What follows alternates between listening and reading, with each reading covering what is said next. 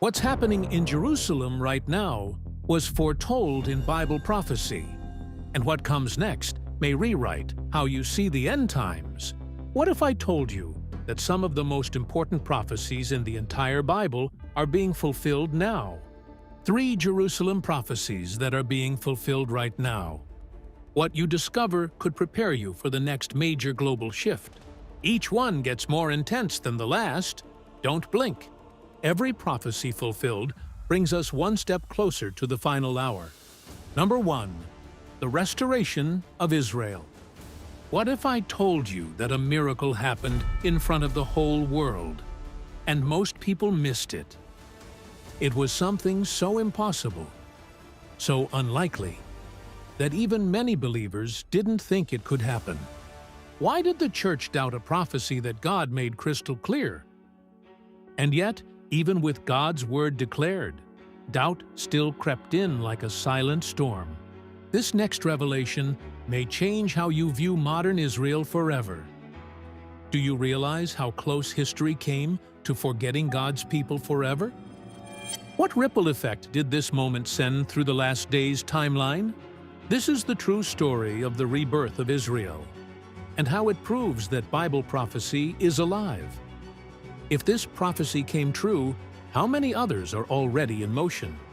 In the Old Testament, God made a promise to Abraham, Isaac, and Jacob. He gave them a land, a homeland, Israel. But as the years passed, sin and rebellion led the people away from God. What happens when a nation chosen by God walks away from Him? Eventually, they were conquered. First by the Babylonians, then the Persians, then the Greeks, then the Romans. Was each empire unknowingly playing a role in God's timeline? In 70 AD, the Romans destroyed Jerusalem and the Jewish temple. The people were scattered across the earth. Their homeland was lost.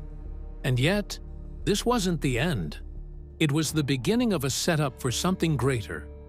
But a scattered people are vulnerable to being forgotten. It looked like the end. But God often hides His greatest victories behind apparent defeat. Don't mistake silence for absence. God is still writing the story. How do you survive as a nation when your name is erased from the map? When your world crumbles? What keeps your hope alive? Could a people without a country survive? Has any other people group in history come back after nearly 2,000 years? What you'll see next proves this is more than coincidence. It's divine. Even in the darkest times, the prophets spoke of hope. Their words echo now louder than ever. What secret did the prophets know that gave them boldness in the face of destruction? Ezekiel 36, verse 24 says, "For I will take you from among the heathen and gather you out of all countries and will bring you into your own land." The people were scattered for over 1,800 years. Why did God wait so long? And what shifted in the spirit realm in 1948? If you miss this moment, you might miss your calling too. But God said He would bring them back. And the world didn't believe it. What comes next shows why man's doubt can never cancel heaven's decree. Have you believed the world's voice louder than the whisper of prophecy? Be careful. What you believe now shapes where you'll stand in the future. People began to remember the ancient promise. Was this the fulfillment of Ezekiel's vision? Or just the beginning? And if it's only the beginning, what greater shaking still lies ahead? Could Ezekiel's dry bones live? Did God give us a vision of resurrection long before it ever happened? After World War II, the world stood at a crossroads. Was this the moment heaven waited for since the days of Isaiah? You're about to see how ancient scrolls collided with modern headlines. The United Nations met to decide the fate of the Jewish people. Some argued against giving them land. Some said it was too late. But prophecy never runs out of time. It just waits for the right hour. We are closer now to the final hour than most people realize. Prophecy was moving. What invisible hand was guiding history toward a divine conclusion? What happens next may convince you that no human decision can override heaven's plan. You are not watching history. You are living prophecy. And if God's hand is still guiding history, can you feel Him guiding you right now? And what happens when that hand is resisted by nations and kings? On May 14th, 1948, something happened that had not been seen in 2,000 years. This isn't just about the past. It's a countdown for the future. You're about to witness a moment where prophecy stepped out of shadows and into the spotlight. This moment is not just historical. It's prophetic proof unfolding. A nation was reborn in a single day, just like Isaiah said, which means Isaiah might have seen more than we ever imagined. Have you ever seen something so impossible suddenly become reality? How did an ancient prophecy perfectly predict a modern political event? But the joy didn't last long. Joy isn't the end of the story. Testing is coming next. On May 15th, just one day later, 5 Arab nations attacked Israel. What happens when prophecy is surrounded by war? Egypt, Syria, Lebanon, Jordan, Iraq. Can you imagine waking up in celebration only to face war the next morning? This is how quickly peace can turn into prophecy's battlefield. Celebration and suffering can arrive only hours apart. Prophetic victories are often followed by fierce battles, which means the next miracle may require your greatest faith. Was this a coincidence or a spiritual backlash? Because when prophecy moves forward, darkness pushes back. They outnumbered Israel. They had more weapons. They had more soldiers. But one thing they didn't have was the hand of God. And that hand is moving again today. Can you feel it? Have you ever felt outnumbered by life itself and still had to stand your ground? Because what held Israel up could be holding you up too. Sometimes, miracles are the only thing standing between survival and annihilation. How could Israel possibly survive such overwhelming odds? Everyone thought Israel would be wiped out. Even newspapers said it would only last a few days. But what if God's timeline isn't measured in headlines? What would people say about your chances if they only saw your weakness and not your God? What headline would have been written if God hadn't stepped in? But somehow, Israel stood. Every step forward carried the risk of sudden destruction. Somehow, the tiny army survived. Somehow, the miracle continued. Because once God begins something, He always finishes it. Can a fragile beginning still lead to a powerful legacy? What begins in weakness may rise in glory. Is this proof that biblical prophecy isn't just symbolic, but literal? This wasn't just a vision. It was a timeline. And every second that passes brings us closer to its next fulfillment. Bible prophecy is like a puzzle. And in 1948, one of the biggest pieces was placed. Now we ask, what pieces are falling into place right now unnoticed? What pieces are being placed right now that we're missing? Now, everything else is lining up. And when that last piece clicks in, it might be too late to react. We're approaching the moment where the final piece falls, and history flips.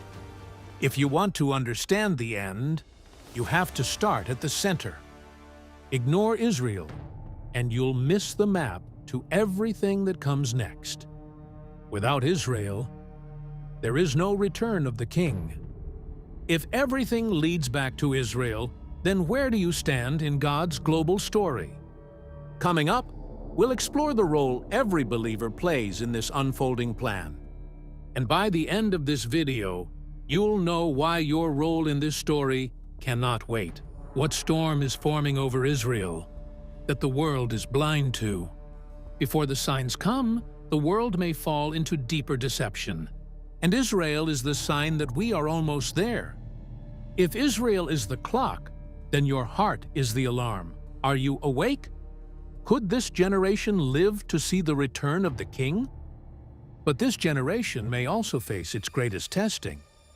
Will you be ready to stand when everything starts to fall? Number 2, the world is setting eyes on Israel. What if I told you that one small city, less than 50 square miles, could one day cause the entire world to shake? How can something so small carry weight that moves the world? Why does this one city carry more spiritual weight than any other on earth? And that God already warned us about it. That city is Jerusalem. What prophecy names Jerusalem as the epicenter of the final global conflict? And according to Bible prophecy, it will become a cup of trembling for all nations. But what exactly will make the whole world tremble over one city? Not maybe, not if. It will. Imagine waking up and realizing your city is the ground zero of prophecy.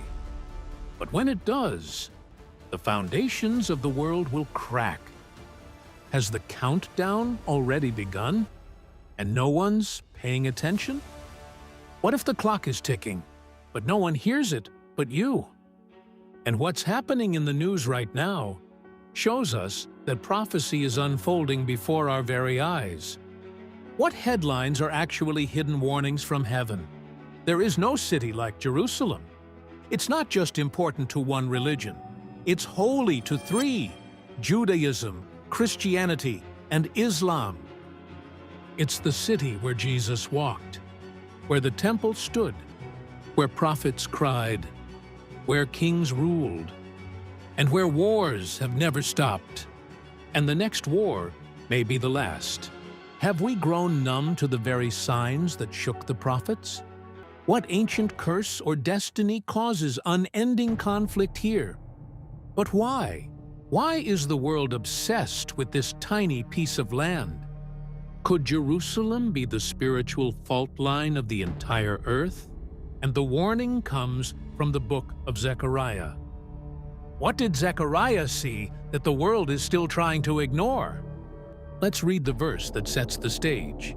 Zechariah 12 verse 2 says, "Behold, I will make Jerusalem a cup of trembling unto all the people round about." What is a cup of trembling? It's not peace. It's not comfort. It's fear, confusion, panic. What event could push every country on earth into chaos over this one city? And right now, it's already happening. Could we be living in the exact moment Zechariah saw in his vision? History may not repeat. It may erupt. Look at the news. Every few weeks, Jerusalem is back in the headlines. Why can't the world take its eyes off this city for more than a moment? A spark on that ground could ignite a fire no one can put out. Nations gather for peace talks, but peace never comes. Why is peace always promised, but never delivered? Some want to divide the city, others want to claim it. Could the attempt to divide Jerusalem be the final straw that unleashes judgment? What happens when the last thread of restraint finally snaps? And once that straw breaks, nothing will hold the flood back. World leaders hold emergency meetings. The United Nations writes resolutions. It's a constant shaking. Jerusalem is like a storm in the center of the earth, but that storm is gaining strength. What if you're alive during the one storm that never stops? Just like Zechariah said, it's becoming a cup of trembling. And it's only getting worse.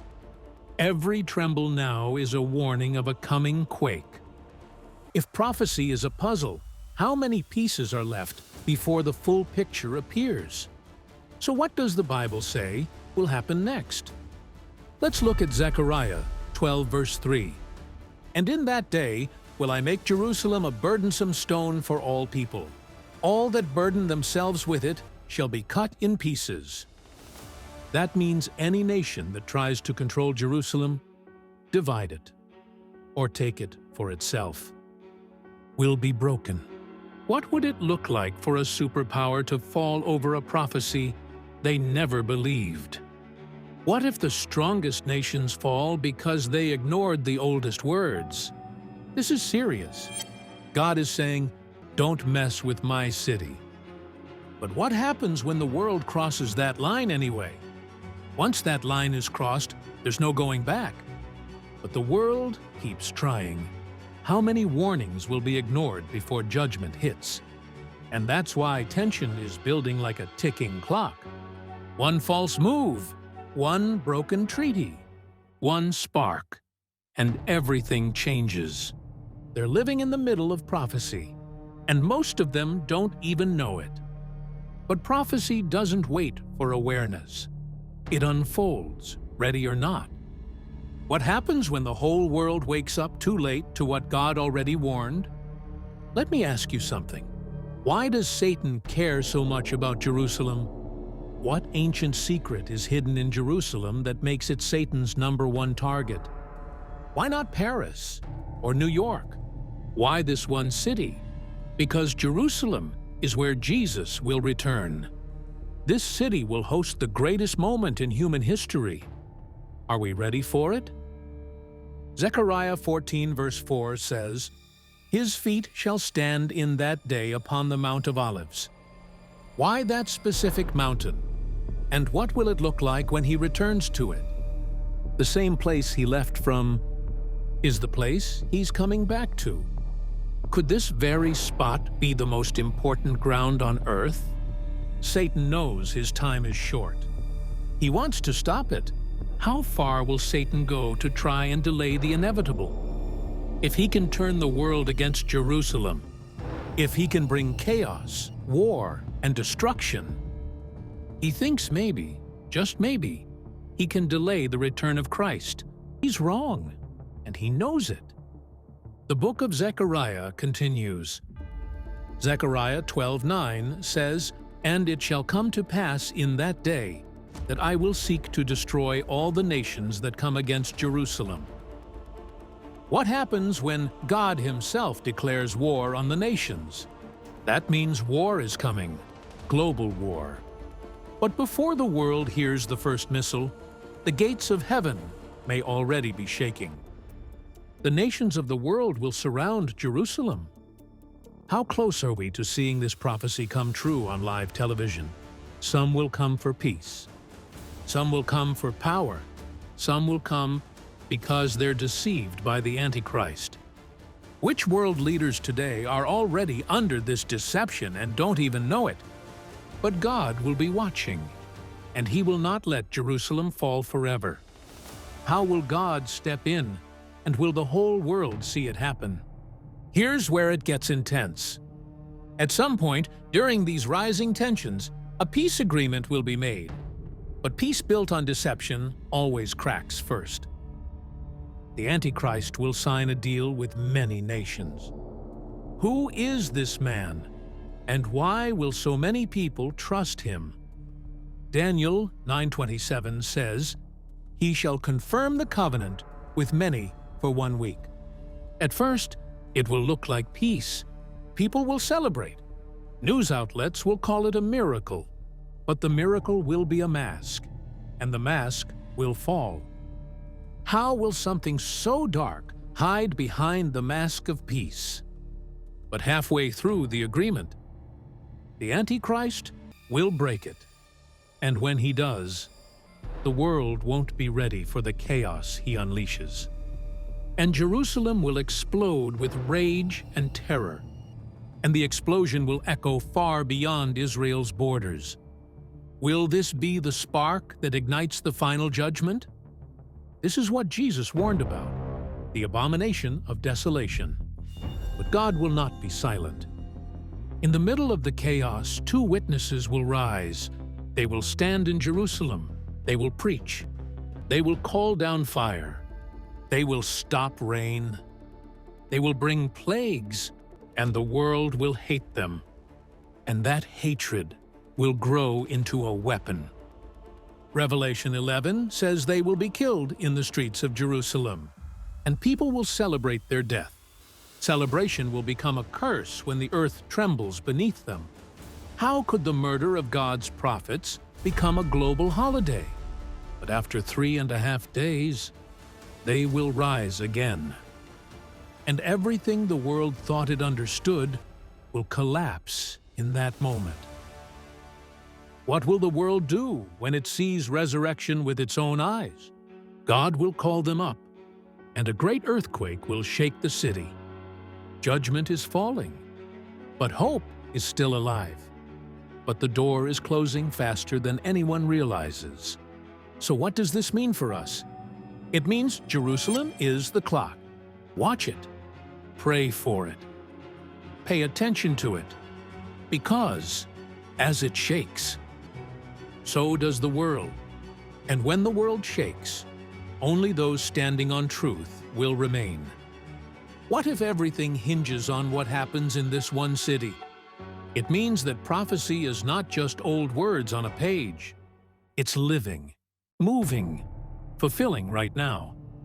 And every second brings it closer to a point of no return. Which prophecy will be fulfilled next? And will we be ready when it does? You have a choice. Will you ignore it? Or will you open your eyes? Because the cup is trembling. And one day soon, it will overflow. The warnings have already started, but most are ignoring them. Number 3. Plans to build the third temple. What if I told you that right now, hidden behind the scenes in Jerusalem, there are plans to build a new temple? Why has this remained a secret for so long? And who is really behind it? Not just any temple, the third temple. Why does prophecy focus so much on this one building? The same one the Bible talks about. The same one where the Antichrist will stand. But not everyone will recognize him until it's too late. How could something holy become the seat of ultimate evil? Because evil loves to wear a mask of holiness. The same one that will change everything in the end times. Is this the final trigger before global tribulation unfolds? Most people have no idea this is happening. And by the time they realize it, it won't matter anymore. But the plans are real. The pieces are ready. But every piece put in place brings us closer to the breaking point. Could the final piece already be in place without the world noticing? And something big is about to happen in Israel.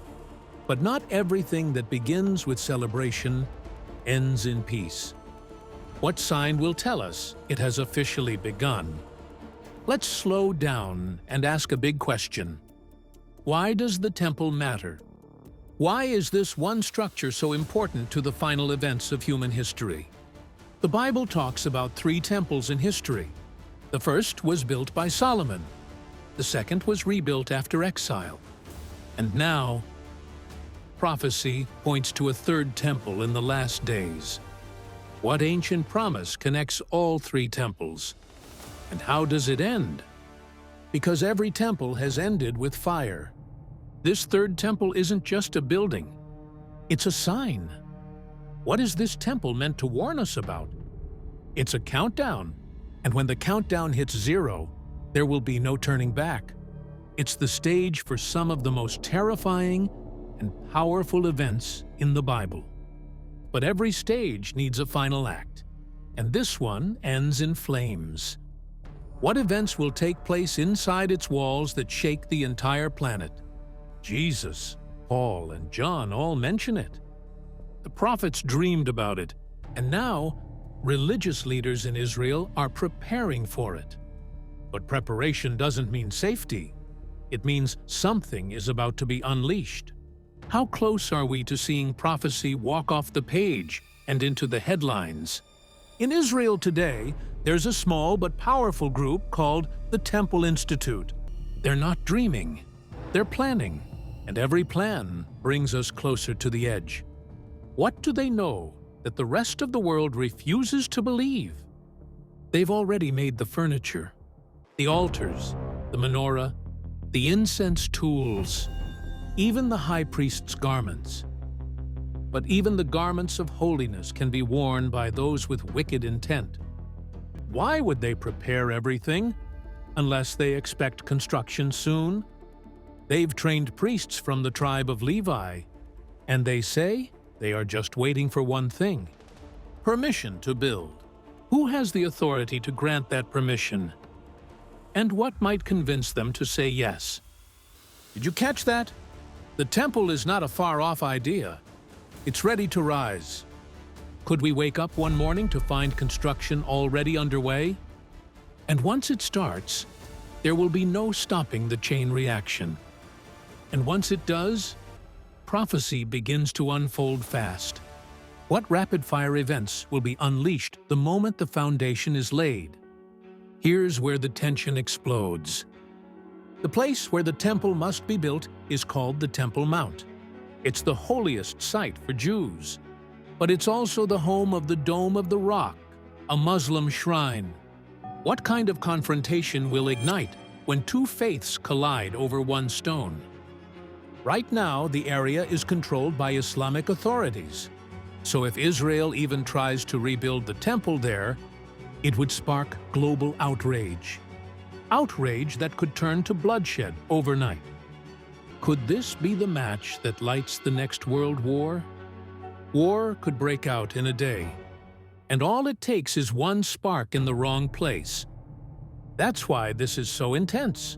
The desire is strong. The preparations are done. But the path is blocked by tension, politics, and religion. So how will it happen? How could the Third Temple possibly be rebuilt? Will it come through deception, diplomacy, or divine intervention? The Bible gives us a clue. Daniel 9 verse 27 says, "And he shall confirm the covenant with many for 1 week." That he is the Antichrist. He will make a peace deal with Israel and many nations. That deal may be what opens the door for the temple to be rebuilt, but it also opens a portal to the darkest days in human history. Will the world cheer for a peace that leads straight to judgment? Could his true identity already be hidden in plain sight? And what if his mask never slips until it's far too late? And that's when things take a dark turn. Imagine this. After 2,000 years, Israel celebrates the rebuilding of the temple. Priests sing. Sacrifices return. The world watches in awe. It looks like the glory of God is back. But it's not. It's a setup. A setup disguised as revival, designed to deceive even the elect. Has this entire celebration been orchestrated by Satan himself? Jesus warned in Matthew 24:15, "When ye therefore shall see the abomination of desolation, stand in the holy place." Paul wrote in 2 Thessalonians 2:4, "He as God sitteth in the temple of God, showing himself that he is God." That same temple will become the throne of the Antichrist. What does it mean for the world when Satan sits where God once did? A place meant for God, taken over by Satan's puppet. What started as joy becomes horror. What terrifying event will flip the celebration into chaos overnight? The question is, will you be ready? The Third Temple is not just a Jewish dream. It's a biblical sign. It's a stage for the final war between truth and lies. It's a spotlight that shows us just how close we are to the return of Christ. The pieces are being moved. The place is ready. The prophecy is alive. So I ask you, when the trumpet sounds, and the temple rises. Whose side will you be on? Because one day soon, the world will see smoke rising from a new temple in Jerusalem. Many seem to be confused because they do not understand the book of Revelation. However, what if there was an animation showing the entire book? Well, we created that. And to watch that, click here.